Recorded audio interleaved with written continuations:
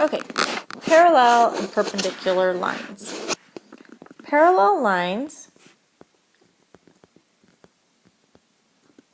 never intersect.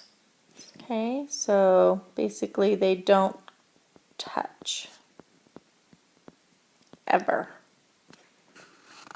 which means they have to have the same slope. So the slope of line 1 is exactly the same as the slope of line 2. Also, they need to have different y-intercepts, or else we're just talking about the same line. Okay?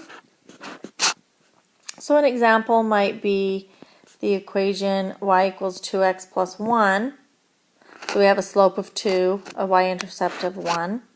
A parallel line would have to have the same slope, but a different y-intercept.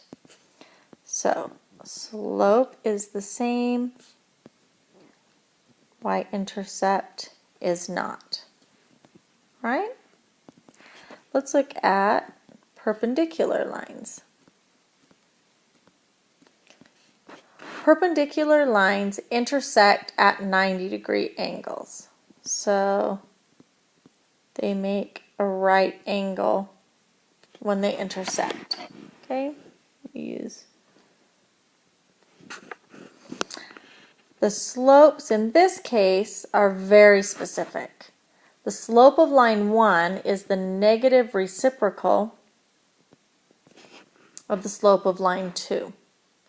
So if the slope of line 1 was 3, the slope of line 2 would have to be a negative 1/3. So we'll talk about that more in just a minute. We don't really care about the y-intercepts. They could be the same, they could be different. So let's look at an example. If we started out with y equals 2x plus 1, the slope of the first line is 2, therefore the slope of the perpendicular line would need to be a negative 1/2. And like I say, the y-intercepts could be the same or different. What we're concerned with is that the slope is a negative reciprocal. Okay, the third possibility is that you just have plain old intersecting lines, and these lines just simply have different slopes. Nothing really fancy about them.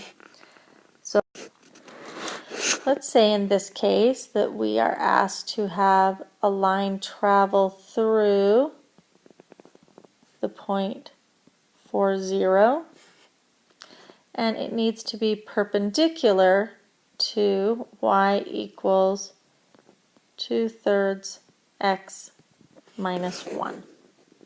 Again, we have the point, we have the slope, so this is going to be easiest written in point slope form. So our point we have is x1, y1, and the slope that we're given on this first line, so the slope of line 1, is 2/3. Now remember, we're trying to find perpendicular. So the slopes have to be negative reciprocals of one another. So the slope of line 2 needs to be the opposite sign. 2/3 is positive, so that we'll be dealing with a negative.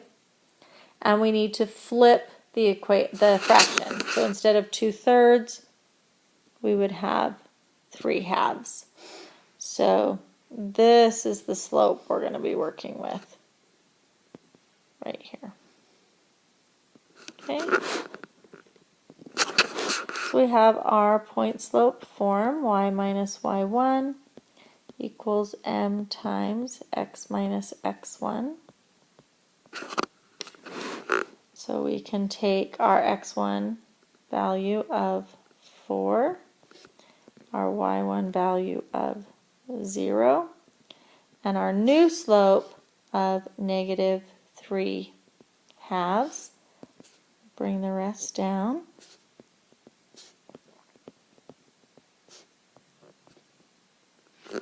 Now the only thing we really need to clean up here is that subtracting by 0 doesn't help or hurt anything, so we're just going to get rid of that. So on the left side we just have y equals, and on the right we have negative 3/2 times the quantity x minus 4.